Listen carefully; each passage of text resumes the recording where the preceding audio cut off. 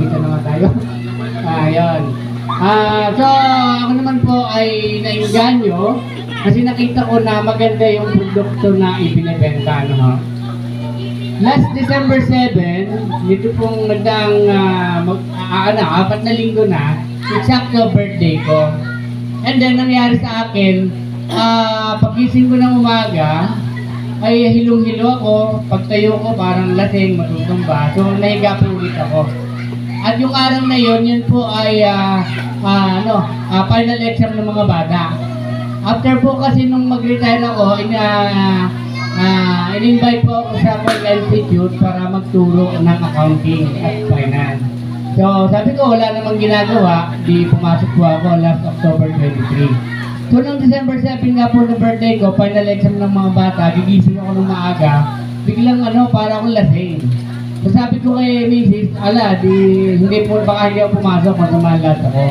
And then, dumating na yung alas 9, alas 10, alas 11, alas 12, hanggang alas 3 ng hapon, ganun pa rin palagi ang pakiramdam ko. And then, ikaw tipong nihanda si Mrs. para magluto kasi birthday ko. Sabi ko, sige, ako na lang magpapacheck up sa hospital. Ngayon, labas po ng bahay, para akong lasing matutumba. So, ginawa ko, nagpatawag ko ng tricycle, diretso ako ng hospital. And then, pagdating ko ng hospital, doon ako nagsuka. Yung dami yung pasyente nakapila, inuuna ako ng doktor. Sabi, ano nangyari sa'yo?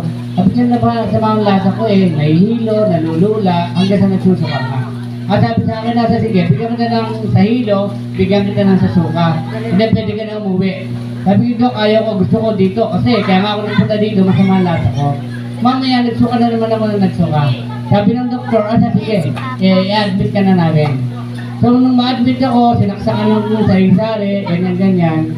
And then, the following day, naramdaman ko, hindi ko na may touch yung aking kamay. And then, pag ako'y bumangon, hirap na hirap, hindi na ako makalakad. Sabi ko, naku, na-stroke yata ako. So, nung mag-round yung doktor, sabi ko, Dok, ano bang sakit ko? Bakit ako ganito? Sige, obserbahan natin. Sabi ko, obserbahan mo, gusto ko magpa-CT scan, gusto ko makasigurado.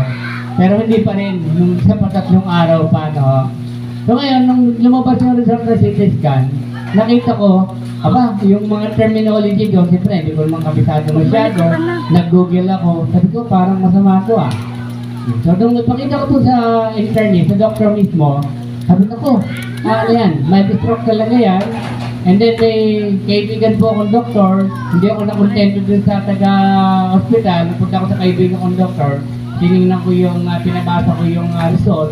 Sabi na ko, ganito yan, medyo may bumarang dito sa left brain mo, sa ugat, nabara ng dugo, ganyan. So, yan ay dahilan dahil sa mga pagkain, ganyan-ganyan. So, okay lang naman yan, magagamot yan. Ang tanong ko agad, pwede ba ako uminom ng berry barley? Kasi nagbibenta ako ng berry barley. Sabi sa akin okay yan. Kasi po yung doctor na yun, very supportive sa mga herbal medicine. Very supportive siya. Kasi yung tatay niya, yung po yung guardian, nagpaaral sa akin.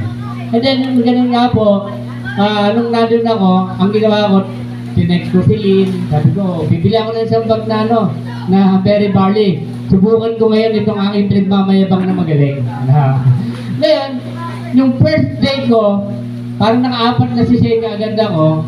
Nung morning na gumising ako, sabi ko ba, ano na agad? Naka-mindset sa akin, gagaling ako. Habang pinunaitas ko na po yung kamay ko. And then nakakalakad ako, medyo hila yung paa.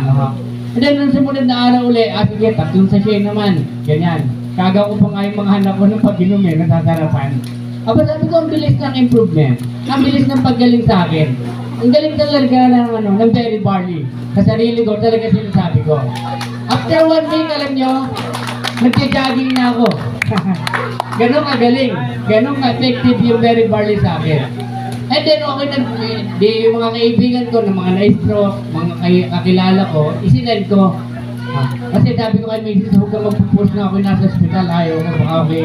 Sabihin ako, kawawa. Hindi. Nung nagpupost na siya ngayon, ako nakakatakbo na. So ngayon, nung nag-ikot ako sa mga pinsan ko na nagkasakit, sabi ko, ilang mo ng barley, kita mo, na-stroke ako, ngayon nakakalakad na. Yung labang mo. Hindi ka naman na-stroke, ito ganyan. Pinakita ko yung CT scan results, yung film. Nga pala, no? Bakit? Aba, galing ka ako ng Jerry Barley eh. Oo, may resetang parang 8 gamot yung ininom ko nung first, second,